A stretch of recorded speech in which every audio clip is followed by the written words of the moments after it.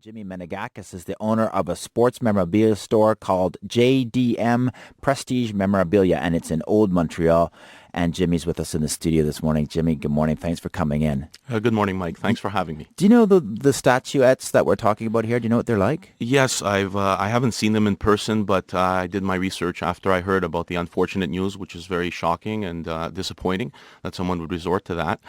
Maurice Richard was an icon here in Quebec, a man who transcended racial and discriminatory boundaries, and someone that had tremendous success on the ice, doing many things for the Montreal Canadiens. I haven't seen the statues themselves, but I've seen photos of them, and I researched and saw the article on what happened. Is Franco de Geneva right about the value of them?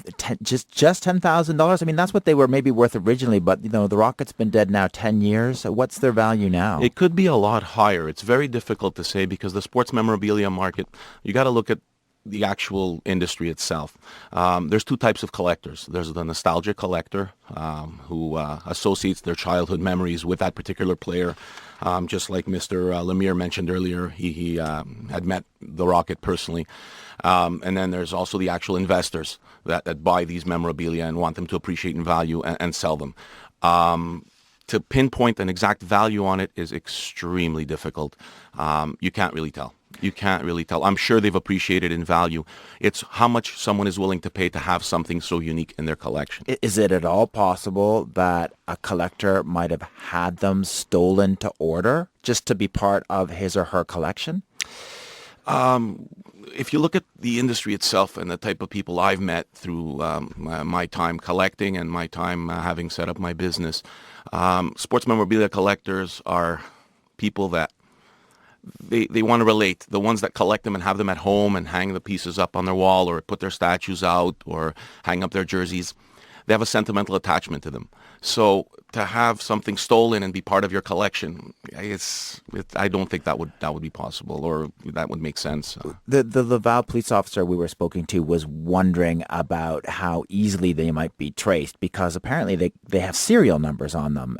Are these the types of things that you could easily resell if they're stolen? There's no big database that exists. Okay, the sports memorabilia market is a multi-billion-dollar market. And there's no database that exists with serial numbers and whatnot. So no one's going to check if they're stolen if someone brings them in. Look, it's very public that these things were stolen.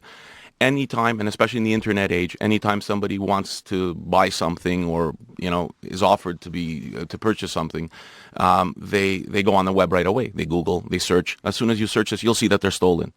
So let me give you a what if, Jimmy. So what if someone comes into your store? Yes. With 3 Maurice Richard statuettes, a gold, silver, and bronze one? What do you do?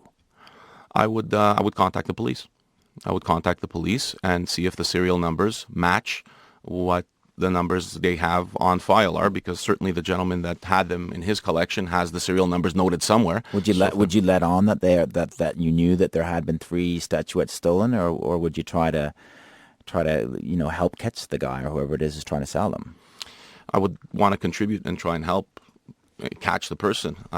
So I would do everything in my power. It's a tough question to answer. I'd have to be creative at that moment, but I definitely want to help because I heard it in Mr. Lemire's voice, and I understand what it's like because I'm a nostalgia collector myself. So when you can relate to something and you have something in your collection that you have an emotional attachment to, it's hard to part with it. Jimmy Menegakis, it's nice to meet you, and I thank you very much for coming to our studio this morning. Appreciate it. It was my pleasure. Thank you for having me. Jimmy Menegakis is the owner of a sports memorabilia store in Old Montreal. It's called JDM Prestige Memorabilia.